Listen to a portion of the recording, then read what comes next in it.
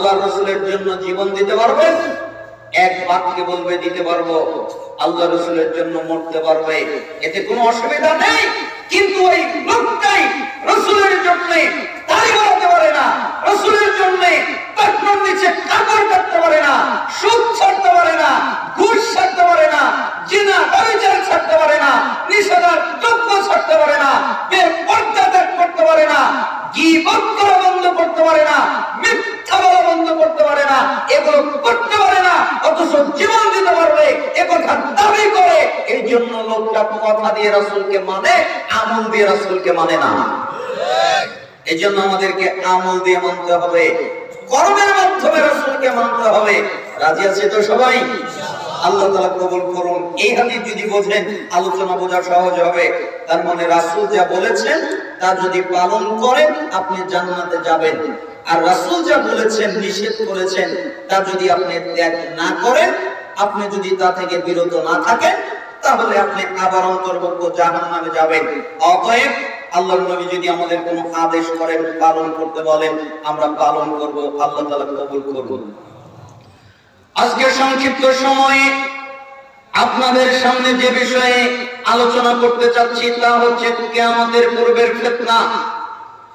কিয়ামতের পূর্বে পৃথিবীতে অনেকগুলো ফিতনা ফাসাদ নিপতিত হবে, অনেকগুলো ফিতনা নাজিল হবে, অনেকগুলো ফিতনা আসবে।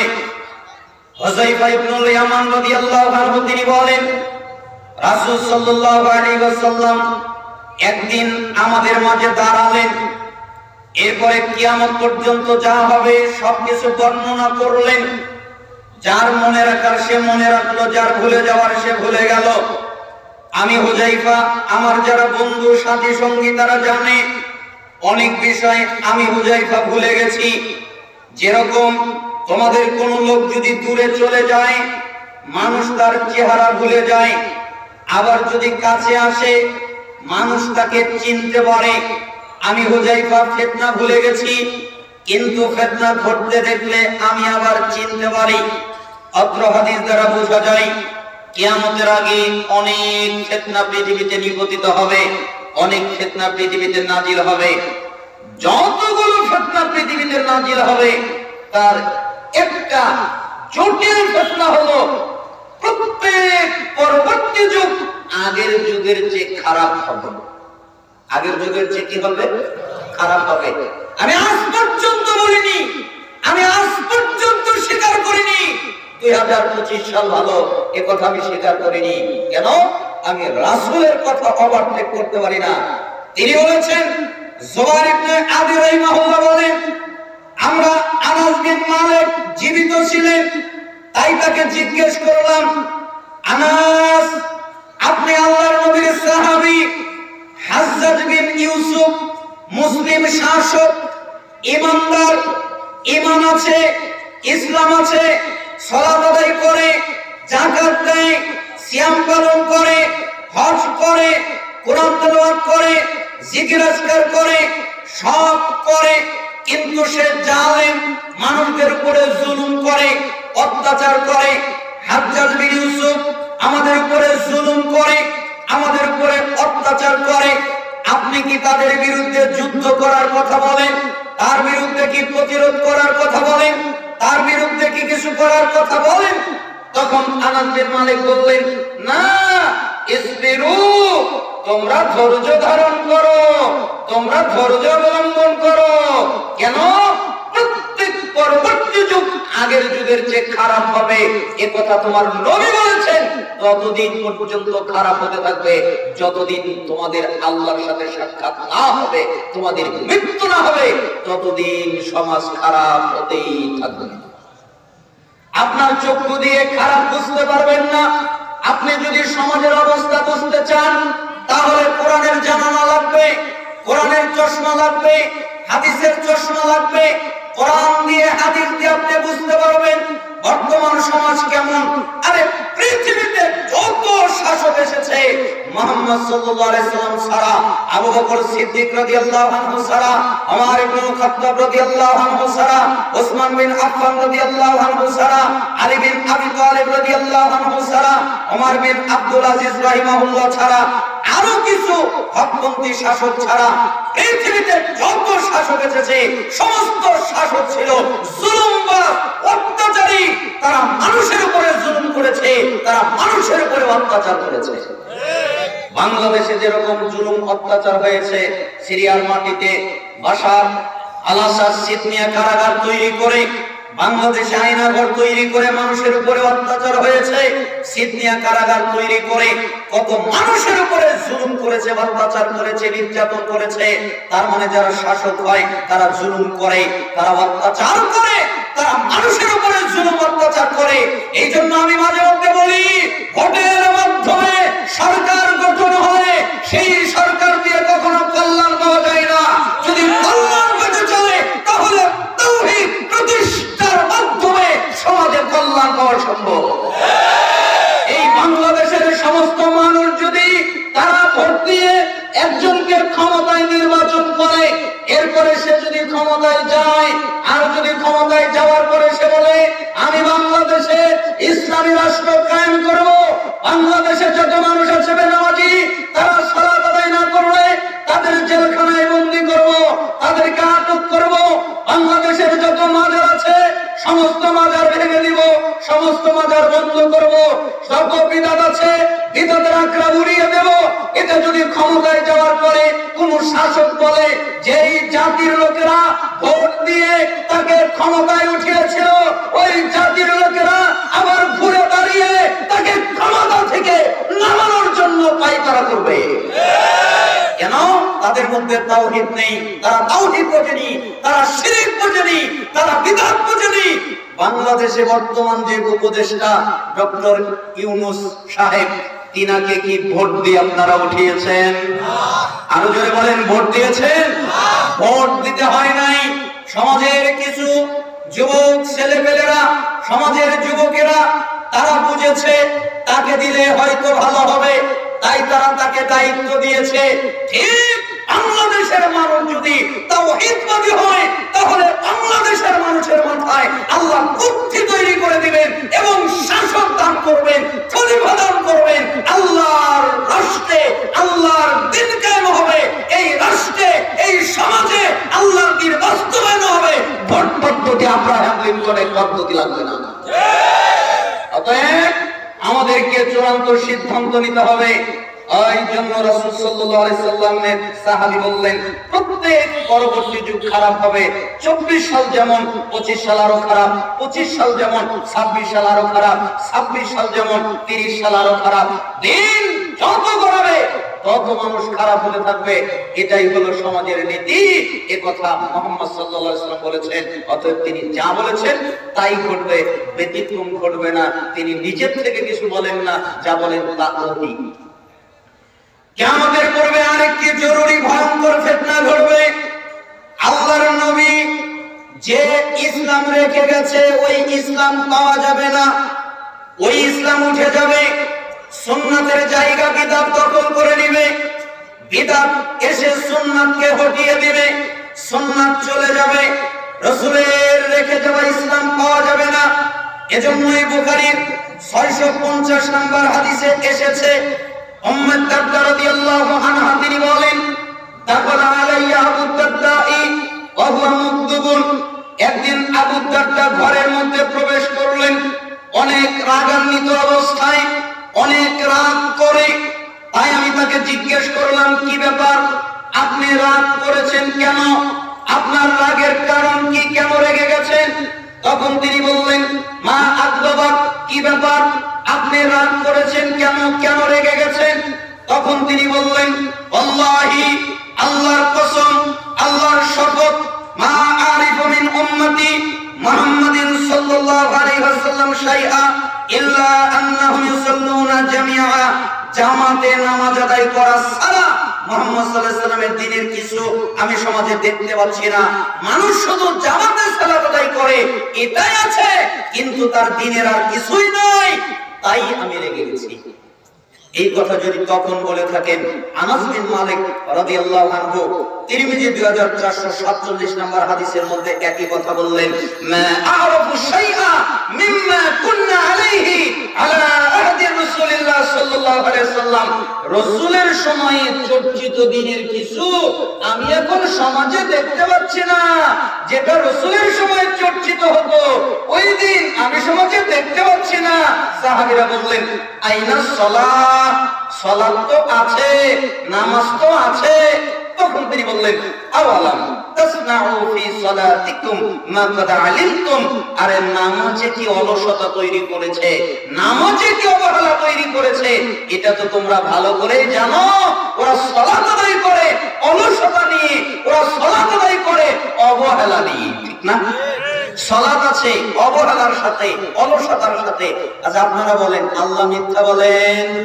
তাহলে আল্লাহ যদি বলে থাকেন ইন্নাস সালাতা তানহা আনিল ফাহশাই ওয়াল মুনকার, নিশ্চয়ই অবশ্যই নিঃসন্দেহে, কোনো সন্দেহ নাই, অবশ্যই নিশ্চয়ই সালাত মানুষকে যাবতীয় পাপ থেকে, যাবতীয় অন্যায় থেকে, যাবতীয় অশ্লীলতা থেকে বাঁচায়, সেটা হলো সালাত, ঠিক না? ও সালাত আদায় করে তাও ঘুষ খায়, ও সালাত আদায় করে তাও জিনা করে, ও সালাত আদায় করে তার নেশাদার দ্রব্য পান করে, ও সালাত আদায় করে তাও গীবত করে, ও সালাত আদায় করে মিথ্যা বলে। তার মানে বোঝা যাচ্ছে আল্লাহ বললেন সালাতটাকে পাপ থেকে বাঁচায়, ও সালাত করে পাপ থেকে বাঁচে না। তার মানে বোঝা যাচ্ছে ওর সালাতই হচ্ছে না। এজন্যই আব্দুল্লাহ বিন আমর রাদিয়াল্লাহু আনহু তিনি একটা বাক্য বলেছিলেন, মুসনাদে হাকিম 8365 নম্বর হাদিস, তিনি বলেন, ইয়াতিন নাস জামানুন ইয়াজতামিউনা ফিল মাসাজিদ ওয়া লাইসা ফীহিম মুমিন, অচিরেই কিছু মানুষ দলবদ্ধ হয়ে মসজিদে ঢুকবে, দলবদ্ধ হয়ে মসজিদে আসবে, একত্রিত হয়ে মসজিদে ঢুকবে, একত্রিত হয়ে মসজিদে আসবে, কিন্তু আশ্চর্যের বিষয় এদের মধ্যে একজন ঈমানদার থাকবে না, সবগুলো বেঈমান। নামাজ আদায় করার জন্য যাবে, সালাত আদায় করার জন্য যাবে, মসজিদে যাবে, কিন্তু এরা পরিপূর্ণ ঈমানদার নয়, এরা পরিপূর্ণ ঈমানদার নয়, তাই তো পাপ করে। এদের সালাত কবুল হচ্ছে না, তাই তো পাপ করে। যদি এরা পরিপূর্ণ ঈমানদার হতো আর সালাত কবুল হতো, তাহলে এদের দ্বারা কাবিরা গুনাহ হতো না, ঠিক না? এদের দ্বারা বড় বড় গুনাহ সংগঠিত হয়। তার মানে এরা আল্লাহকে পরিপূর্ণ ভয় করে না, এরা সালাত আদায় করে রাসূলের পদ্ধতিতে নয়, পদ্ধতিগত ভাবে বুকে হাত বাঁধে, রফলি দান করে, জোরে আমিন বলে, সূরা ফাতিহা পড়ে, কিন্তু খুশু নাই, বিনয় নাই, ভয় নাই, নম্রতা নাই। সালাতের মধ্যে দুই ফোঁটা চোখের পানি বের হয় না, সালাতের মধ্যে কান্না আসে না, সালাতের মধ্যে আল্লাহর ভয় আসে না, খুশু খুজু নাই। এ কথাই আনাস বিন মালিক বললেন, তারা সালাত আদায় করে অথচ তারা অলসতার সাথে সালাত আদায় করে, অবহেলার সাথে সালাত আদায় করে। এটা কি তুমি দেখো না? ওসমান রাদিয়াল্লাহু আনহু যখন শাহাদাত বরণ করলেন, এরপরে মুসলমানদের ভিতরে ক্ষমতা নিয়ে দ্বন্দ্ব লেগে গেল, তখন আবু দারদা এই কথা বললেন, আনাস বিন মালিক এই কথা বললেন। ওই সময়ে যদি তারা এই কথা বলে থাকেন যে রাসূলের সময়ের দ্বীন ইসলাম নাই, তাহলে আজকে যদি তারা জীবিত থাকতেন তাহলে বলতে বাধ্য হতেন ইসলামই নাই, খুঁজেই পাওয়া যাচ্ছে না। সব মানে জামা ছিঁড়ে গেছে তো জামায় তালি মারছে, তো তালি মারতে মারতে এত তালি মেরেছে অরিজিনাল জামা কোনটা খুঁজেই পাওয়া যায় না। ঠিক ইসলামের মধ্যেও বিদআত লাগাতে লাগাতে এত লাগিয়েছে, অরিজিনাল সুন্নাত কোনটা এটা খুঁজেই পাওয়া যায় না, তাই না? অবস্থাটা জটিল হয়ে গেছে। তার মানে রাসূলের রেখে যাওয়া ইসলাম পাওয়া যাবে না। কিয়ামতের পূর্বে আরেকটি ভয়ঙ্কর ফিতনা ঘটবে। মুসনাদে আহমদ 22214 নম্বর হাদিস, আবু উমামা আল-বাহিলি রাদিয়াল্লাহু আনহু তিনি বলেন, রাসূল সাল্লাল্লাহু আলাইহি ওয়াসাল্লাম বলেছেন, ইসলামের রশি একটার পরে একটা ছিঁড়ে যাবে। যখন কোন রশি ছিঁড়ে যাবে তখন মানুষ পরেরটা ধরে থাকার চেষ্টা করবে, অর্থাৎ ইসলামে যত আমল আছে একটা একটা করে চলে যাবে, একটা একটা করে নষ্ট হয়ে যাবে। মানুষ তারপরে আমলটা ধরে থাকার চেষ্টা করবে। সর্বপ্রথম যে রশি ছিঁড়ে যাবে, সর্বপ্রথম যে রশি ছিঁড়ে যাবে সেটা হলো শাসন ব্যবস্থার রশি। সমাজের শাসন ব্যবস্থা পাওয়া যাবে না, শাসন ব্যবস্থা পাবে না, সঠিক শাসন ব্যবস্থা উঠে যাবে, পৃথিবীতে পাওয়া যাবে না, দুষ্কর হয়ে যাবে, শাসন ব্যবস্থা থাকবে না, এটা আগে উঠে যাবে। আমরা তাকিয়ে দেখছি এটা উঠে গেছে। এরপরে যেটা চলে যাবে সেটা হলো নামাজ, সেটা হলো সালাত। মানুষ সালাত আদায় করবে না, মানুষ নামাজ আদায় করবে না, মানুষ সালাত আদায়কারী হবে না।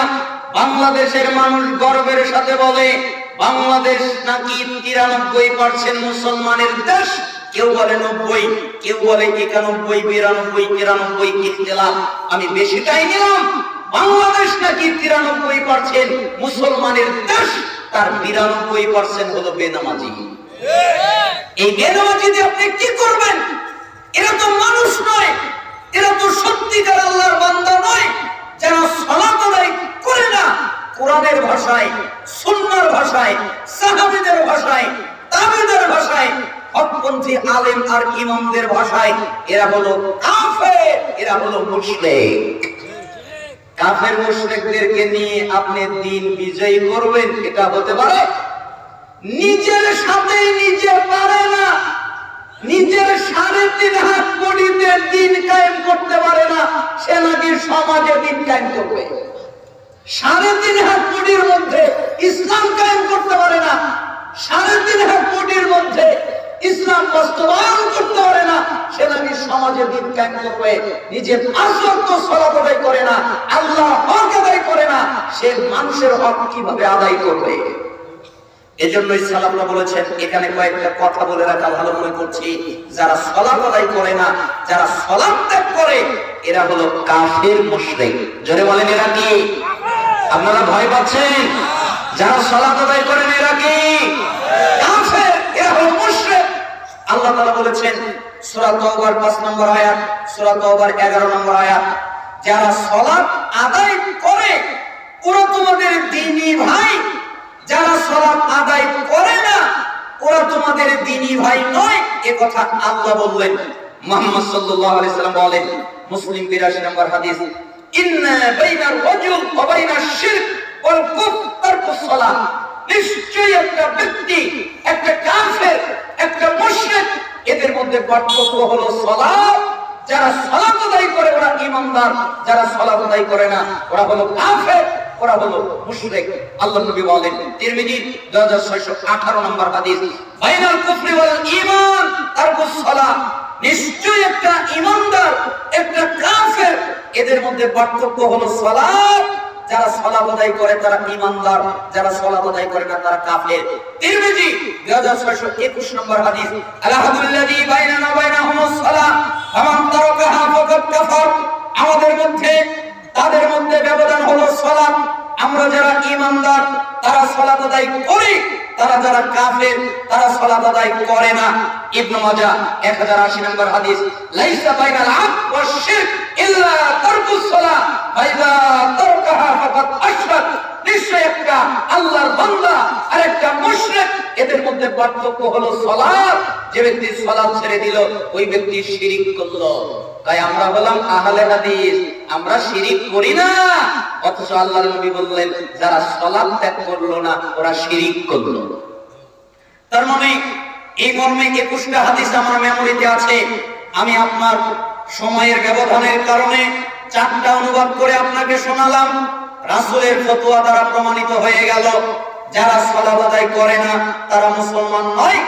পরবর্তী প্রজন্ম তারা হলো সাহাবী, তাদের ফতোয়া কি? আলী রাদিয়াল্লাহু আনহু বলেন, মাল্লাম ইউসাল্লি ফাহুয়া কাফিরুন। যারা সালাত আদায় করে না এরা হলো কাফের। আবু দারদা রাদিয়াল্লাহু আনহু তিনি বলেন, লা ঈমানা লিমান লা সালাত লাহু।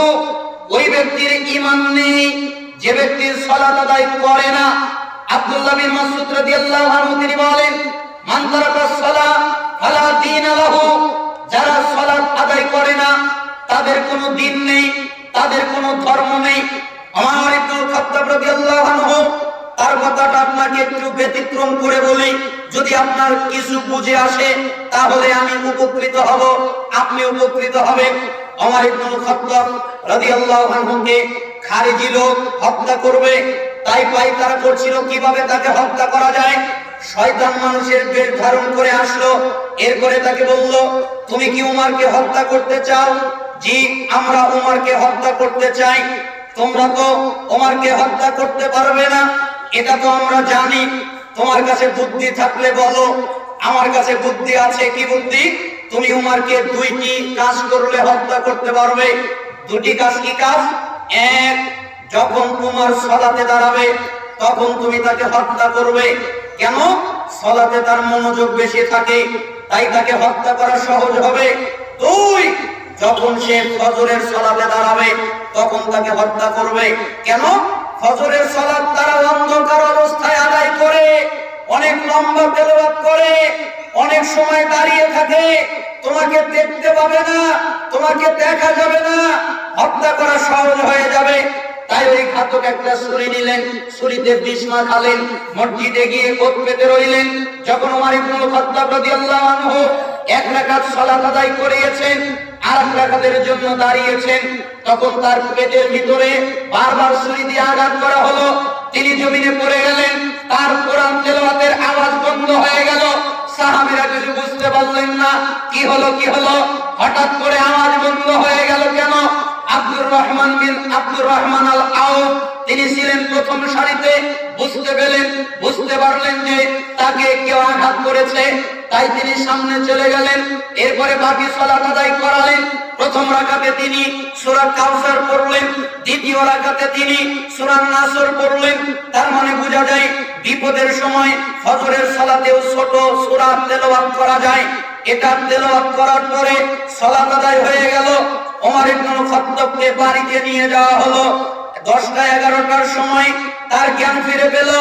আমরা যারা অপারেশন করি, অপারেশনের রোগী হই, আমাদের বুদ্ধি হারিয়ে যায়, আমাদের জ্ঞান হারিয়ে যায়। যখন আমরা জ্ঞান ফিরে পাই তখন আমরা জিজ্ঞেস করি, আমার মা কই, আমার বাবা কই, আমার সন্তান কই, আমার পরিবার পরিজনের লোক কই, যাকে আমি বেশি ভালোবাসি, তার কথা আমি জিজ্ঞেস করি। ওমর ইবনে খাত্তাব রাদিয়াল্লাহু আনহু এ কথা জিজ্ঞেস করলেন না। তিনি বললেন না আমার স্ত্রী কোথায়, তিনি বললেন না আমার সন্তান কোথায়, তিনি বললেন না আমার বন্ধুরা কোথায়, তিনি বললেন না আমার পরিবার পরিজন কোথায়। তিনি জ্ঞান ফিরে পাওয়ার পরে সাহাবীদের দিকে লক্ষ্য করলেন, এরপরে ডাকলেন, আল্লাহর নবীর সাহাবীরা, জি, লোকেরা কি সালাত আদায় করেছে? লোকেরা কি নামাজ পড়েছে? কি বাক্য বললেন? লোকেরা কি সালাত আদায় করেছে? তখন সাহাবীরা বললেন, জি, সালাত হয়ে গেছে। তখন উমর নিজেকে বলছে, হে উমর, কি হবে তোমার? হায় হায় হায়, আফসোস উমর, কি হবে তোমার? তোমার কি হবে? লা হাজ্জা ফিল ইসলাম লিমান তারাকাস সালাহ, ওই ব্যক্তির ইসলামে কোনো জায়গা নেই যে ব্যক্তি সালাত আদায় করে না। উমর, কি হবে তোমার? যাকে আল্লাহর নবী, আল্লাহ দুনিয়ায় তাকে জান্নাতের সার্টিফিকেট দিয়েছেন, সেই উমরের অনিচ্ছাকৃতভাবে এক রাকাত সালাত ছুটে গেছে, তাই তিনি আহ্বাস করছেন, তার কি হবে কি হবে? আর আপনি দৈনিক 5 ওয়াক্ত ত্যাগ করেন আর বড় করে বলেন নামাজ না পড়লে কি হবে? আমার ঈমান ঠিকই আছে। নামাজ খালি পড়ি না, আমার ঈমান কি আছে? পাকা পক্কই আছে। আর ওমর ইবনে খাত্তাব রাদিয়াল্লাহু আনহু এক রাকাত অনিচ্ছাকৃতভাবে ছুটে গেছে, তাই তিনি চিন্তা করছেন ঈমান আছে না গেছে। এজন্যই তাবি আব্দুল্লাহ বিন শাকিব ইজমা বর্ণনা করে বলেন, কানা সাহাবু মুহাম্মদ সাল্লাল্লাহু আলাইহি ওয়াসাল্লাম লা ইয়ারানা শাইআন মিনাল আমাল তারকু কুফরুন গায়রাস সালাহ। সাহাবীরা আমলের মধ্যে কোন আমল ছেড়ে দেওয়াকে কুফরি মনে করতেন না, একমাত্র সালাত ছাড়া। কেউ যদি সালাত ছেড়ে দিত, সাহাবীরা তাদেরকে কাফের মনে করত। রাসূলের ফতোয়া, আল্লাহর ফতোয়া, রাসূলের ফতোয়া, সাহাবীদের ফতোয়া, তাবিদের ফতোয়া, হকপন্থী ইমামদের ফতোয়া, যারা সালাত আদায় করে না তারা কাফের, তারা মুশরিক, ইসলামে তাদের কোনো জায়গা নাই। এজন্যই সালাফরা ফতোয়া দিয়েছেন, যারা সালাত আদায় করে না সে যদি মেয়েকে বিবাহ দেয় তাহলে বিবাহ হবে না। মেয়েকে বিবাহ দেওয়ার সবচেয়ে যোগ্য অধিকার কার? বাপের। বলেন কার? আপনারা মনে হয় আমার কথা বুঝতে পারছেন না। মেয়েকে বিবাহ দেওয়ার সবচেয়ে অধিকার কার? বাপের। বাপ যদি মেয়েকে বিবাহ না দেয় ওই বিবাহ বাতিল, ওই বিবাহ হয় নাই। কিন্তু বাপ যদি বেনামাজি হয়, সালাত আদায়কারী না হয়, আর মেয়েকে যদি বিবাহ দেয় তাহলে ও বিবাহ বাতিল। বেনামাজি বাপ মেয়েকে বিবাহ দিতে পারে না। যে ছেলে সালাত আদায় করে না ওই ছেলের সাথে মেয়েকে বিবাহ দেওয়া হারাম, ওই ছেলের সাথে মেয়েকে বিবাহ দেওয়া যাবে না, নিষেধ। বাংলাদেশের মানুষ কে নামাজ পড়লো আর কে পড়লো না ওটা দেখে না, দেখে কার চাকরি সরকারি আর কার বেতন কত বেশি। তোর কি চাকরি আছে? না সরকারি চাকরি নাই, তোর সাথে মেয়ে দিব না। তোর কি টাকা আছে? না টাকা নাই, তোর সাথে মেয়ে দিব না। আরে তুই কি নেতা? না আমি নেতাও না, তাও দিব না। তুই যদি নেতা হতি মেয়ে দিতাম, তোর যদি টাকা থাকতো মেয়ে দিতাম, তোর যদি সরকারি চাকরি থাকতো মেয়ে দিতাম। নামাজি লোক দেখলে মেয়েদের বাবারা নাক ছিটকায়, তাই না? ওর সাথে মেয়েকে বিবাহ দিলে খাওয়াবে কি? আর একটা সরকারি চাকরিজীবী যা না খাওয়ায়, একটা সরকারি চাকরিজীবী যত শান্তিতে না থাকে আমাদের স্ত্রীরা তার চেয়ে বেশি শান্তিতে থাকে, তাই না? অতএব যারা সালাত আদায় করে তাদের সাথে মেয়েকে বিবাহ দিবেন, বেনামাজির সাথে মেয়েকে বিবাহ দেওয়া হারাম। বাংলাদেশের মানুষ, আমাকে একটা লোক কিছুদিন আগে বলছিলেন যে হুজুর আমার জন্য দোয়া করেন। আমি বললাম কিসের দোয়া করব? উনি বললেন যে আমার 3টা জান্নাত, আমার 3টা জান্নাতের জন্য দোয়া করেন। তখন আমি বললাম আচ্ছা আপনার 3টা জান্নাত, তো 3টা জান্নাতের কোন জায়গায় বিয়ে দিয়েছেন? কয় না এখনো বিয়ে হয় নাই। তাহলে 3 জান্নাত কি করে? কয় বড় জান্নাত যেটা ওটা ইংল্যান্ডে পড়ে। কোথায় পড়ে? ইংল্যান্ডে। তা আমি বললাম ওটা তো অমুসলিমদের রাষ্ট্র, ওই রাষ্ট্রে পড়ে কি দিন রাখতে পারে? তার পর্দায় কি চলে? কয় বলি কিন্তু শোনে না। এখন ওই লোককে আমি কি দিয়ে বুঝাই? ওই লোক মনে করেছে মেয়ে আমার 3টা, আমার 3টা জান্নাত, মানে মেয়ে হলেই জান্নাত। মেয়ে হলে জান্নাত আপনাকে কে বলেছে? আপনি হাদিস বোঝেননি? রাসূল সাল্লাল্লাহু আলাইহি ওয়াসাল্লাম বলেছেন যার 3টা, 1টা, 2টা যার মেয়ে হলো, মেয়েকে উত্তম ভাবে লালন পালন করলো। কিভাবে লালন পালন করলো? উত্তম ভাবে। সালাফরা বলেছেন এই উত্তম ভাবে লালন পালনের অর্থ হলো 3টা। কয়টা অর্থ? 3টা। 1, মেয়েকে আদব কায়দা শিক্ষা দিল। 2, মেয়েকে ঈমান শিক্ষা দিল। 3, মেয়েকে ঈমানদার পাত্রের হাতে উঠিয়ে দিল। 1, মেয়েকে আদব শিক্ষা দিল। 2, মেয়েকে ঈমান শিক্ষা দিল। 3, মেয়েকে ঈমানদার পাত্রের হাতে উঠিয়ে দিল। আপনি মেয়েকে আদব শিক্ষা দেননি, আপনি মেয়েকে ঈমানও শিক্ষা দেননি, আপনি ঈমানদার পাত্রের হাতেও দেননি, দিয়েছেন বেঈমানের হাতে। ওই মেয়ে আপনার জন্য জান্নাতে যাওয়ার মাধ্যম নয়, ওই মেয়ে আপনাকে জাহান্নামে টেনে নিয়ে যাবে। কেন আপনি বেনামাজির সাথে বিবাহ দিলেন? বেনামাজির সাথে বিবাহ বাতিল। কোন মেয়ে যদি বেনামাজির সাথে বিবাহ বসে তাহলে বিবাহ বাতিল। কোন মেয়ে যদি সালাত আদায় না করে ওই মেয়েকে বিবাহ করা যাবে না, ওই বিবাহ বাতিল। এজন্য সালাফরা বলছেন স্বামী সালাত আদায় করে, স্ত্রী সালাত আদায় করে না। স্ত্রী সালাত আদায় করে, স্বামী সালাত আদায় করে না। 1 তালাক, 2 তালাক, 3 তালাক বলা লাগে না, এমনিতেই তালাক হয়। ওই তালাকের নাম হলো অটো তালাক। কি তালাক? অটো তালাক। অটো তালাক বোঝেন? একাই তালাক। 1 তালাক, 2 তালাক বলা লাগে না। স্বামী পরে স্ত্রী পরে না, স্ত্রী পরে স্বামী পরে না, তাহলে তাদের বিবাহ বিচ্ছিন্ন হয়ে যায়। আল্লাহ বলেছেন সবচেয়ে শক্ত দলিল সূরা মুমতাহিনার 10 নম্বর আয়াত দ্বারা আলাদা করে দিতে বলেছেন। তাহলে বেনামাজি কত খারাপ। যারা সালাত আদায় করে না তাদের জানাজা নেই, আপনি তাদের জানাজা পড়তে পারবেন না।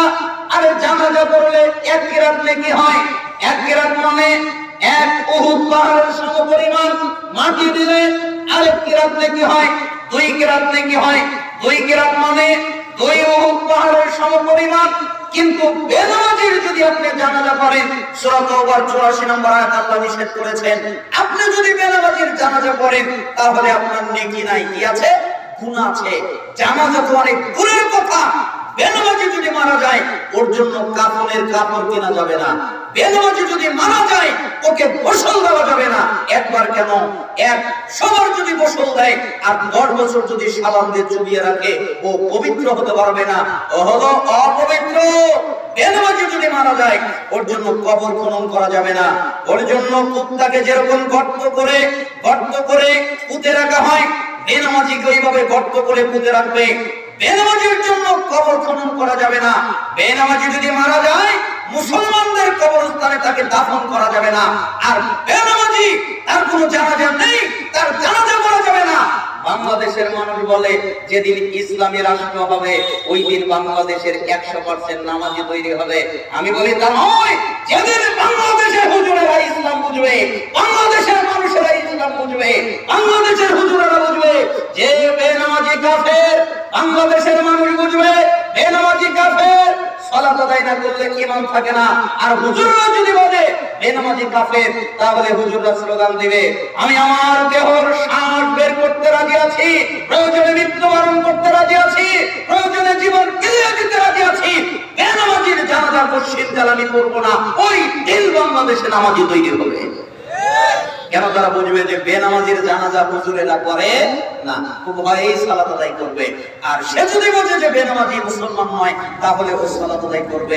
বাংলাদেশে বেনামাজি তৈরি করার ওয়াজ হয়, নামাজি তৈরি করার ওয়াজ হয় না। নামাজ না পড়লে কি হবে? ওর ঈমান ঠিকই আছে। নামাজ না পড়লে ঈমান যায় না। কি আশ্চর্য ফতোয়া! অথচ রাসূল সাল্লাল্লাহু আলাইহি সাল্লাম সাহাবায়ে কেরাম যারা সালাত আদায় করে নাই তাদেরকে মুসলিম মনে করতেন না। যারা সালাত আদায় করে না, সে যদি কোনো পশু জবে করে, মুরগি জবে করে, হাঁস জবে করে, গরু জবে করে, বকরি জবে করে, উট জবে করে, হালাল কোন প্রাণী জবে করে, তাহলে তার জবেকৃত জন্তুর গোশত খাওয়া যাবে না। আসমানের নিচে জমিনের উপরে সবচেয়ে খারাপ, সবচেয়ে বর্বর, সবচেয়ে অসভ্য, সবচেয়ে নোংরা, সবচেয়ে জঘন্য হলো ওই ব্যক্তি যে ব্যক্তি সালাত আদায় করে না। আর যে সালাত আদায় করে না তার কিন্তু এক নেকি নাই। কয় নেকি নাই? এক নেকি। কয় যে বলে কি আমাদের বলে নেকি নাই, আমরা দান করি, আমরা হজ করি, আমরা উমরা করি, আমরা যাকাত দেই, আরো কত ইবাদত আছে, সব করি। ঠিকই আছে, আপনি এগুলো করেন, নেকিও পান, কিন্তু নেকিটা যে থাকবে ওই তলানিটা আপনার নাই। কি নাই? তলা নাই। মানে জেলে গেছে মাছ ধরতে, টোনা নিয়ে গেছে, এখন টোনার নিচে হলো কাটা। ও যতগুলো মাছ টোনায় রেখেছে উঠানোর সময় উঠিয়ে দেখে একটাও নাই। ঠিক আপনি অনেক নেকি করেছেন কিন্তু আপনার একটাও নাই। এ কথা কে বলেছেন? আল্লাহর নবী বলেছেন, আউয়ালু মা ইউহাসাবু বিহিল আবদু ইয়াওমাল কিয়ামাতিস সালাহ, ওয়া ইন সালাহা সালাহা সাইরু আমালিহি ওয়া ইন ফাসাদাত ফাসাদা সাইরু আমালিহি। কিয়ামতের দিন সর্বপ্রথম হিসাব হবে সালাতের। যার সালাত টিকে যাবে ও যত ইবাদত করেছে সব টিকবে, যার সালাত টিকবে না, যত ইবাদত করেছে সব বাতিল হয়ে যাবে। তার মানে সালাত নামাজ আছে, সব আছে, সালাত নামাজ নাই, কিচ্ছু নাই। এবার আপনারা বলেন কি বুঝলেন? নামাজ পড়লে হবে না, না পড়লেও হবে? জয় বলেন, পড়লেও হবে না, না পড়লেও হবে? কারা কারা পড়বেন দুই হাত উঁচু করে দেখান। লিল্লাহি তাকবীর! আরো জোরে লিল্লাহি তাকবীর! আল্লাহকে বলেন, হে আল্লাহ, আমরা আর সালাত ছেড়ে দিব না, আমরা আর নামাজ ছেড়ে দিব না। আল্লাহ তাআলা আপনাদেরকে কবুল করুন। ওয়াদা করালাম, ওয়াদাকে রক্ষা করবেন। ওয়াদা রক্ষা করা মুমিনদের কাজ। আর আমি আপনাদের জন্য মুসাফির মানুষ দোয়া করি, মুসাফিরের দোয়া কবুল হয়। আল্লাহ, আপনি প্রত্যেক পুরুষ এবং নারীকে 5 ওয়াক্ত সালাত আদায় করার তৌফিক দান করুন এবং শয়তানের ওয়াসওয়াসা থেকে, শয়তানের প্রমোদনা থেকে, সালাতে অমনোযোগিত হয় এমন সমস্ত কাজ কারবার থেকে আপনি প্রত্যেকটা মানুষকে হেফাজত করেন এবং তাদেরকে জান্নাতে যাওয়ার তৌফিক আপনি তাদেরকে দান করেন। আমরা আলোচনা করছিলাম কিয়ামতের পূর্বের ফিতনা। কিয়ামতের আগে আরো অনেক ফিতনা আছে। যেমন একটা ফিতনা হলো সমস্ত মুসলমান জাতির উপরে যত গোষ্ঠী আছে তারা একত্রিত হবে। অনেক লম্বা হাদিস সময়ের ব্যবধানে আমরা শুধু পয়েন্ট করে যাচ্ছি। এরপরে কিয়ামতের পূর্বে আরেকটা ফিতনা হলো ইলম উঠে যাবে, অজ্ঞতা বেড়ে যাবে। কিয়ামতের পূর্বে আরেকটা ফিতনা হলো নারীদের সংখ্যা বেড়ে যাবে, বেপরদাদের সংখ্যা বেড়ে যাবে।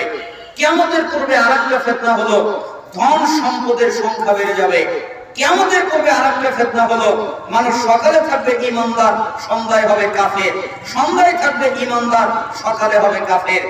কিয়ামতের পূর্বে আরেকটা ফিতনা হলো, শিরিক মুশরিকদের সংখ্যা বেড়ে যাবে, শিরিকের সংখ্যা বেড়ে যাবে। কিয়ামতের পূর্বে আরেকটা ফিতনা হলো, সুন্নাত উঠে যাবে, সুন্নাতের জায়গা বিদআত দখল করবে। আর অনেক ফিতনা আছে, সময়ের ব্যবধানে আমরা এই আলোচনা এখানে রাখলাম। আজকে আপনাদেরকে শেষ একটা হাদিস দ্বারা উপদেশ দেই, উঠবেন না। শেষ পর্যন্ত থাকলে কি হবে? গুনাহ ক্ষমা হবে এবং গুনাহ কি হবে? নেকি হবে। আমি আপনাদেরকে একটা কথা বলি, এরপর আমি হাদিসটা অনুবাদ করি, আপনারা কথাটা শুনেন। স্বেচ্ছাসেবক ভাই আপনারা যারা আছেন, কাপড় নিয়ে এই মানুষদের ভিতরে চলে যান। হাদিসের মধ্যে এসেছে উঠবেন না, পারলে দান করবেন, না পারলে বসে থাকবেন। আল্লাহ রাসূল সাল্লাল্লাহু আলাইহি ওয়াসাল্লাম বলেছেন, আপনি যদি বোঝেন তাহলে আপনার জন্য এনাফ। ওয়াস-সাদাকাতু তুতফিউল খাতিআ কামা ইতফিউল মাউন নার। কেউ যদি দান করে আল্লাহ তাআলা তার সমস্ত গুনাহ ক্ষমা করে দেন। দান করলে আল্লাহ সমস্ত গুনাহ কি করে? ক্ষমা করে। ওইভাবে যেভাবে আগুনের উপরে পানি ঢেলে দিলে আগুন নিভে যায়, কেউ যদি দান করে আল্লাহ তাআলা তার সমস্ত গুনাহ ক্ষমা করে দেন। এটা হলো তিরমিজি 2616 নম্বর হাদিস। আর মিশকাতের 271 নম্বর হাদিসে এসেছে, ওয়াস-সাদাকাতু তুতফিউল খাতিআ। আর ওয়াস-সাদাকাতু বুরহান, সাদাকাটা হলো দলিল। তার মানে আপনার জমিনের দলিল আছে, তাই আপনার ক্ষমতা আছে। কেন? এই বাড়িটা আমার, কি হবে? এই যে দলিল। এই জমিটা আমার, কি হবে? এই যে দলিল। সালাত আদায় করলে জান্নাত হবে, যাকাত দিলে জান্নাত হবে, সিয়াম পালন করলে জান্নাত হবে, হজ করলে জান্নাত হবে, তবে দলিল হবে না। কিন্তু কেউ যদি দান করে তাহলে আল্লাহ তার হাতে জান্নাতের দলিল দান করবে। যে জান্নাতটা তোমার, এই নাও তোমার দলিল, তোমাকে দলিল দেওয়া হলো। এই জন্য কেউ খালি হাতে যাবেন না। 5 টাকা 10 টাকা যে যা পারেন এই মজলিসে দান করবেন। আল্লাহ তাআলা আপনাদের দানে বারাকা দান করুন। স্বেচ্ছাসেবক ভাই ভিতরতে চলে যেতে পারেন। আর রাসূল সাল্লাল্লাহু আলাইহি ওয়াসাল্লাম বলেন, ওবাদা ইবনে সামাত রাদিয়াল্লাহু আনহু তিনি বলেন, ভালো করে বুঝবেন। রাসূল সাল্লাল্লাহু আলাইহি ওয়াসাল্লাম বলেছেন, ইতমানু লি সিত্তা মিন আনফুসিকুম আকমালু লাকুমুল জান্নাহ। তোমরা তোমাদের কাছ থেকে আমাকে 6টা জিনিস দেবে, বিনিময়ে আমি মুহাম্মদ তোমাদের জান্নাত দিব। আমরা দিব কয়টা? 6টা। আর আল্লাহর নবী কি দিবেন? জান্নাত। 1, উসদুকু ইযা হাদাসতুম। যখন তোমরা কথা বলবে সত্য বলবে। কথা বললে কি বলতে হবে? সত্য। মিথ্যা বলা যাবে? আপনি যদি সত্য বলতে না পারেন চুপ থাকবেন। কেন? মান সামাতা নাজাত, যে চুপ থাকে ও নাজাত পায়। মান কানা ইউমিনু বিল্লাহি ওয়াল ইয়াউমিল আখির ফালিয়াকুল খায়রান আও লিয়াসমুত। যে ব্যক্তি আল্লাহ এবং আখিরাতে বিশ্বাস রাখে সে যেন ভালো কথা বলে, যদি বলতে না পারে তাহলে যেন চুপ থাকে। তাহলে কথা বললে কি বলতে হবে? সত্য বলতে হবে। ওয়াউফু ইযা ওয়া'আদতুম। 2, ওয়াদা রক্ষা করবে। আমরা তো মানব জাতি ওয়াদা আগেই ভঙ্গ করেছি, তাই না? ওই যে রূহের জগতে আল্লাহকে বলেছিলাম না, আল্লাহ বলেছিলেন আমি কি তোমাদের রব নই? আমরা কি বলেছিলাম? হ্যাঁ আল্লাহ আপনি আমাদের রব, আমরা একমাত্র আপনার ইবাদত করব, আপনার সাথে কাউকে শরীক করব না। কিন্তু আমরা যখন দুনিয়ায় এসেছি তখন আমরা একমাত্র আল্লাহর ইবাদত করি না, আল্লাহর ইবাদতে শিরক করি, ওয়াদা ভঙ্গ করেছি। এজন্য আপনাদের অনুরোধ করি কোন প্রকারের ওয়াদা ভঙ্গ করবেন না, ওয়াদা রক্ষা করবেন। ওয়া'আতু ইযা তুমিনতুম। 3, আমানত রক্ষা করবে। আমানত রক্ষা করার অনেকগুলো অর্থ হয়। একটা অর্থ হলো টাকা পয়সা ধন সম্পদের আমানত। আমার কাছে কেউ টাকা রাখলো, আমার কাছে কেউ অর্থ রাখলো, আমার কাছে কেউ কোনো জিনিস রাখলো, এটা আমানত না? আমানত না? আমানত, ওটা রক্ষা করবে। অথবা কথার আমানত, আমার কাছে কেউ কথা বললো, যে কথাটা কাউকে বললো না, তাহলে এটা কথার আমানত না? মা বোনেরা ভালো করে বুঝেন। আপনাকে একজন বললো বুবু কথাটা বললাম কাউকে বললো না, আপনি আর একজনকে বললেন, তার মানে আমানত রক্ষা হলো না। 3, চেয়ারের গদির ক্ষমতার আমানত। আমি একটা চেয়ারের মালিক হয়েছি,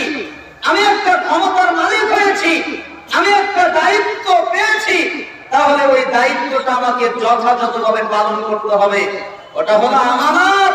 আরেকটা আমানত হলো আল্লাহ তাআলা মানব জাতির উপরে কোরআন কিতাব নাযিল করেছেন, এই কিতাব একটা আমানত, অর্থাৎ এই কোরআন অনুযায়ী চলা, কোরআন যা নিষেধ করেছে এইগুলো ত্যাগ করা, এটা হলো আমানত।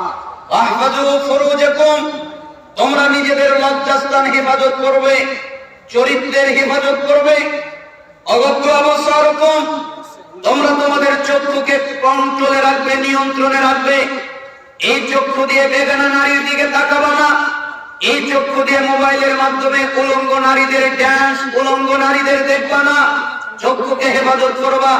অকুফু আইদিকুম, তোমরা তোমাদের হাতকে কন্ট্রোলে রাখবা, এই হাত দ্বারা কারো উপরে জুলুম করবা না, কারো উপরে অত্যাচার করবা না, কারো উপরে অন্যায় করবা না। মিশকাত 4870 নম্বর হাদিস, যদি 6টা কাজ করতে পারো: 1, যখন কথা বলবে সত্য বলবে; 2, ওয়াদাকে রক্ষা করবে; 3, আমানতকে রক্ষা করবে; 4, লজ্জাস্থান হেফাজত করবে; 5, চক্ষুকে নিয়ন্ত্রণে রাখবে; 6, হাতকে কন্ট্রোল করবে। যদি এই 6টা কাজ করতে পারো, আমি মুহাম্মদ বলে দিলাম তোমাদেরকে জান্নাতে নিয়ে যাব।